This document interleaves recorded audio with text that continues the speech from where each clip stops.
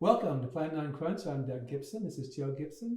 And we are going to talk about all things Nosferatu, particularly the new movie that came out starring Bill Skarsgård. And we'll talk about how it compares with the 22 version and maybe even Werner Herzog's Abomination. Anyways, let's start. And I will say, first of all, that I think that Robert Eggers' 2024 Nosferatu is a masterpiece. I don't think it's as good as 22 version. It's not as scary. It's a dark romance, but it captures the feeling of an entire community being destroyed by one entity, the vampire, and the terror, and the feeling you can't stop anything. And then Ellen Hunter, as my daughter Sophie said, the most badass heroine in horror films, she almost does a Christ-like gesture in sacrificing her life to save her man and her community. Joe, let's get going on this, okay? Yeah, so where do you want to start? I want you to start somewhere. Okay? I want me to start somewhere, okay. Go ahead. Well, first of all, we on plan9crunch.com both gave our thoughts on the film in a timely manner. Let's just say right now, they've read Joe's a lot more than they've read mine. Mine went up first, that's just what happens. I would like to issue a bit of a correction on my thing, though. I didn't understand how Harding got so sick and died. At the same time that his family died. He's involved with the ships for his job, the ships that brought the plague, whether by Nosferatu or by the rats. So he would be the first one to be infected. So that's fine, you know. Largely a very expressionist film, both the 22 and 24 versions. So you know that helped the pervasive sense of dread and all that stuff. You talked about syphilis as being an analogy for the film. Most people would say it's going to be the plague. Tell us about that. Well, how about you first get into the mustache thing? The mustache thing? The mustache thing. That's going to be a TikTok thing. That's going to be a TikTok thing. Okay, there are people being upset that Nosferatu, Count Orlok, has a mustache. Well, you know, if you go back to Vlad the Impaler, which was Bram Stoker's inspiration for Dracula, and basically Nosferatu is Dracula. We know that because we almost lost the film because Florence Stoker went out and sued the pants off him.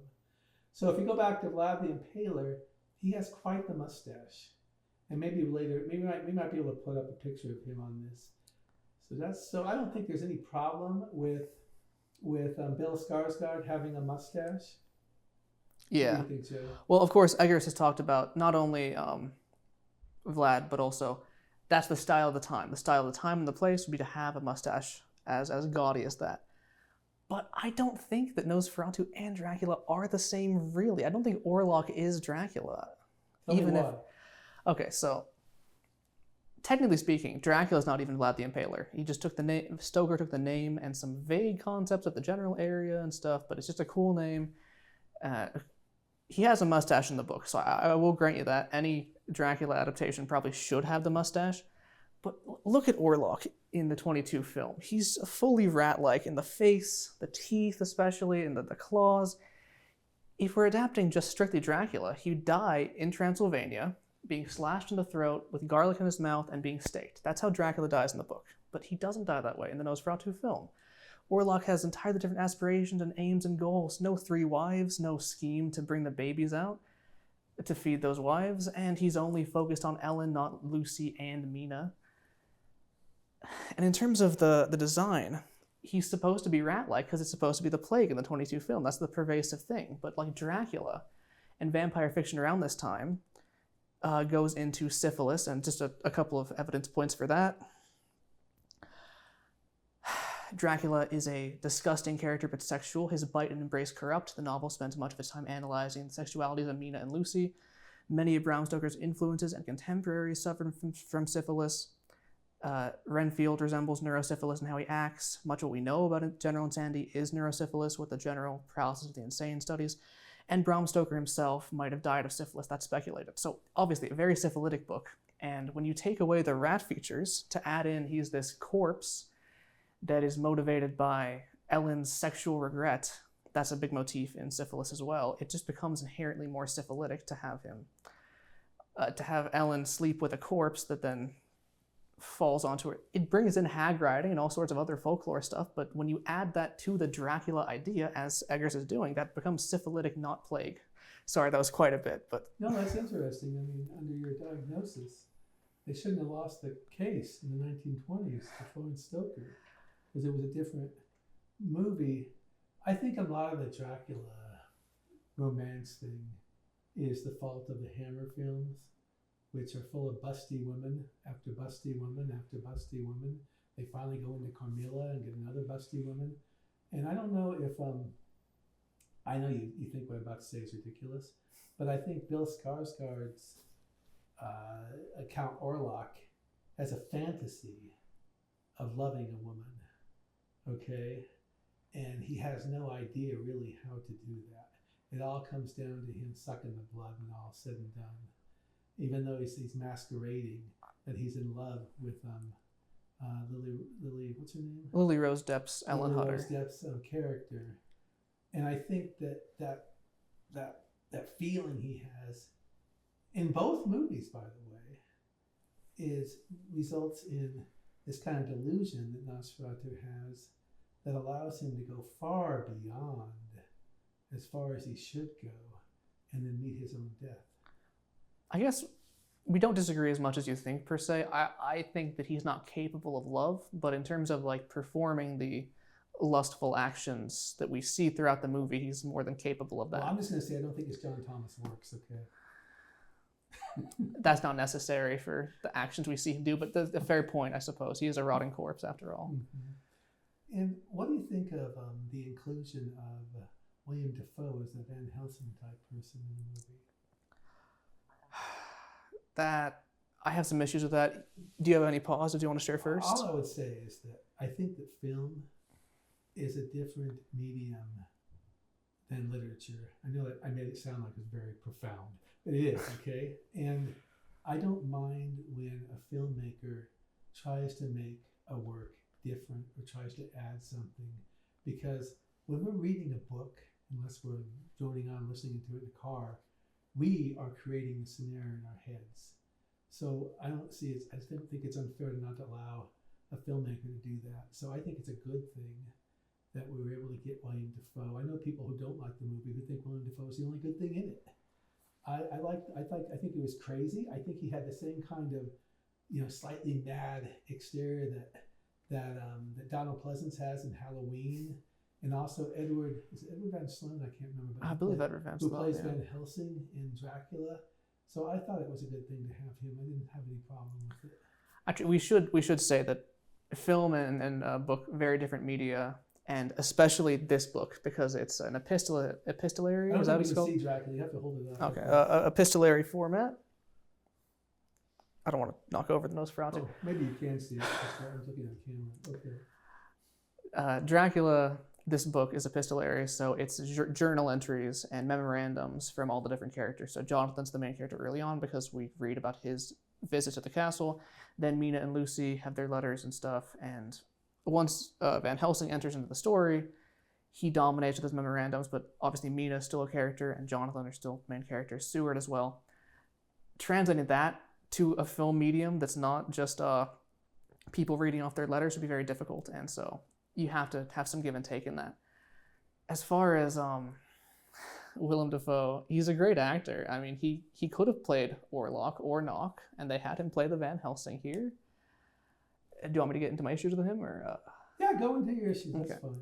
So first of all, like I've been saying, Robert Eggers brought in a lot of other folklore constants and imagery, particularly in the scene of the Roma people during Hutter's ambiguous dream, but probably reality, where they stake a vampire by having a virgin girl on a virgin horse.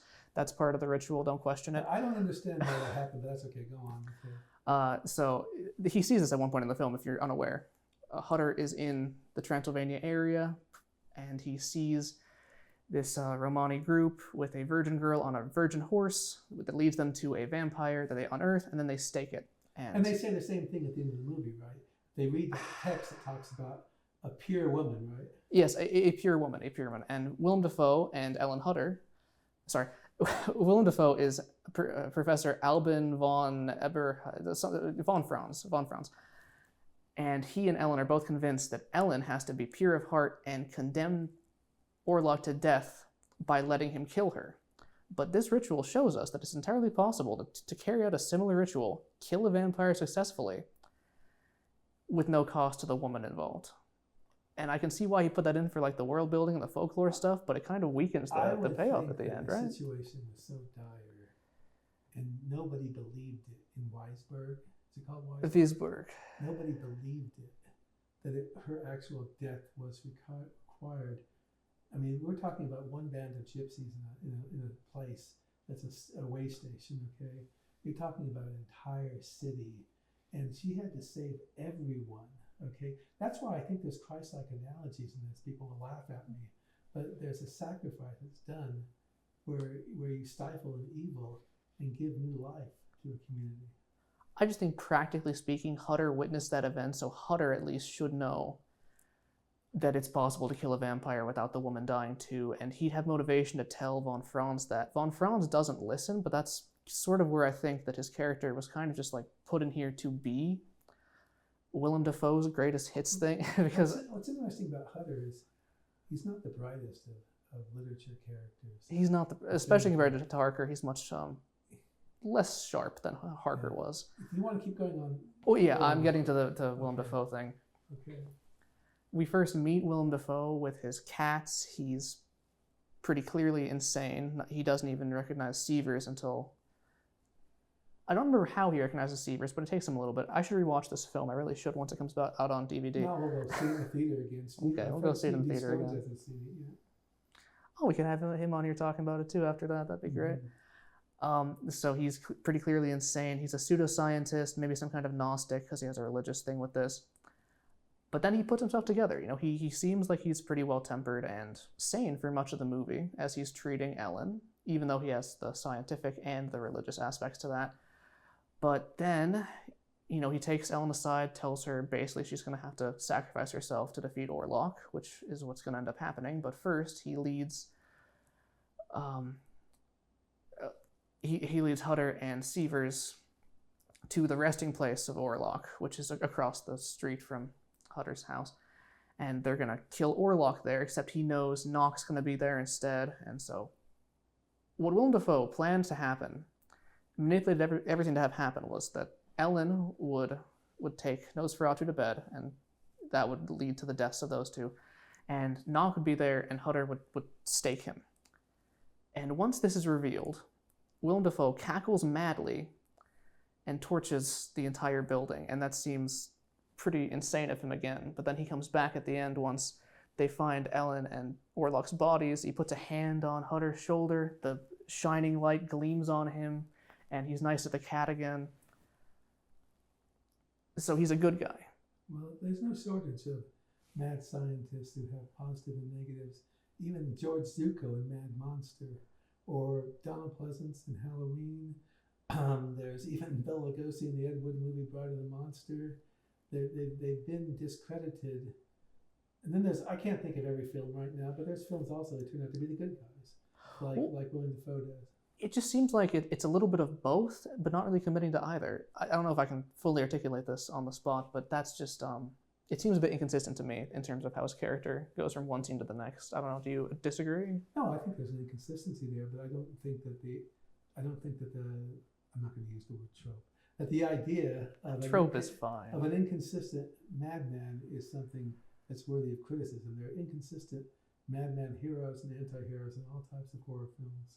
Well, it is technically a deconstruction of the Van Helsing archetype, but it's not doing that to say anything about the Van Helsing archetype. It's just doing that to do that. In Van Helsing, they don't get into it, but how many people, imagine if Van Helsing goes to a conference and says, well, I believe there are vampires. They would hoot at him, right?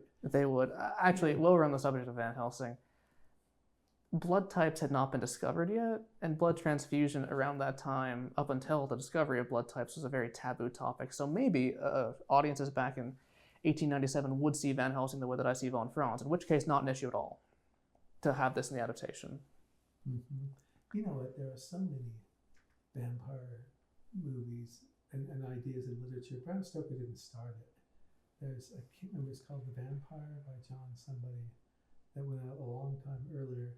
So there's a multitude of interpretations you can have with how a vampire behaves, how much life he has, how much he looks like a human versus how much he looks like a rat.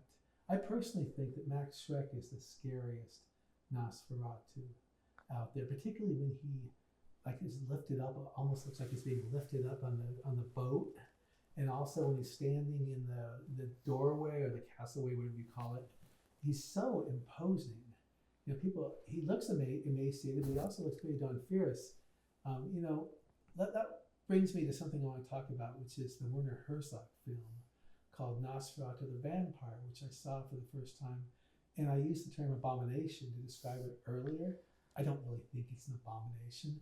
I think it's a very good film until the very end, when, for reasons I don't know why Werner Herzog would do, he decides to... Well, first of all, spoiler warning. Okay, proceed. If you haven't seen it by now, I'm sorry. You're gonna Okay, so Isabella Allende, who is gorgeous and perhaps the most effective, maybe not as much as the 22 Ridley Scott, but I think she's better than Lily Rose Depp in making the sacrifice to manipulating. Was it Klaus Kinski who played Nosferatu in that film? Yeah, and they use the names of... they use the Dracula names, but it's essentially Nosferatu. Yeah. And so she just brings him down, and then for some reason Werner Herzog decides to make Jonathan Harker become a vampire, and Van Helsing character is taken out, arrested, and the last scenes we have of a guy with sharp tooth, which I don't believe is in Dracula anyways, riding off into the sunset. And is her name Lucy in Nosferatu the Vampire? Yeah, that's what they have it be Lucy instead of Mina. That Lucy's sacrifice, which is the key moment of that film, is rendered completely null and void, of no importance. And I hate the indulgence and arrogance. I told you I think filmmakers have a right to define books better by their than what was in the literature, but they don't have a right to just take something that has no reason or no history and make it something like that. What do you think? Well, I mean, they have the right to write whatever they want. Their decision. Film whatever they want. Sorry, film whatever they want. They just shouldn't weaken their own story. They shouldn't weaken the original story either. But if they're going to do that, they better have a darn good reason for their story. If they don't, then... And I have people who disagree with me on this. Believe me. And I do think that Nosferatu the Vampire is a very good film, but I do think it is ruined by the ending. Well, up until that point, you think that it's a very good atmospheric piece that's still... Klaus Kinski's a bit wimpy as the vampire, but he's effective. And in fact, there are a lot more rats in Nosferatu the Vampire than there are in the Robert Eggers Nosferatu. Yeah. So like Jonathan Harker and Nosferatu's little teeth at the front. From what I've read, that's supposed to resemble rat incisors, and that's sort of why it's important that Nosferatu looks more like a rat than a corpse. But like you say, Max Schreck, he's the most imposing one. He's the scariest one, striking images, and not just because of the impressionist thing. That makeup, the costuming, is terrific for scares. And I think I know a little bit of why. You know about the uncanny valley effect thing? So, for those unaware, basically the idea that we humans are a little bit inherently scared of things that look almost human. Like human, but just a little bit away from that. And you look at Werner Herzog's, Klaus Kinski's Dracula. I guess it is Dracula at that point. That Nosferatu, that Dracula, is just a guy who's bald and white and has the pointy ears. And you can see a guy in that, so it's not as scary. They're going for a more pitiful version of the character, so it works there.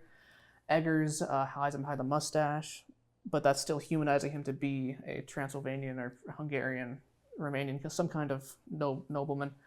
And he's just a rotting corpse. You can see a human in that, but it's a little bit of an expired human. But Max Schreck, what he does, he blends the sort of vampire human aesthetic with rat proportions and rat things with the fingers and the face. And that's why I think it's so scary, is because you can see that and see that it's humanoid, but it's not human. There's something in that isn't us, and that's what's terrifying about it. I think you're right. And I also think that Max Schreck is something you can't talk to. You can't figure out what he is doing. He's just something that inspires you into paralyzing fear. It's interesting because Bill Skarsgård, he talks, but it takes a while to begin to think that there's nothing you can do about him. Now I know that Max Schreck talks in the intertitles, but when he's out there going on to people, you can't figure him out.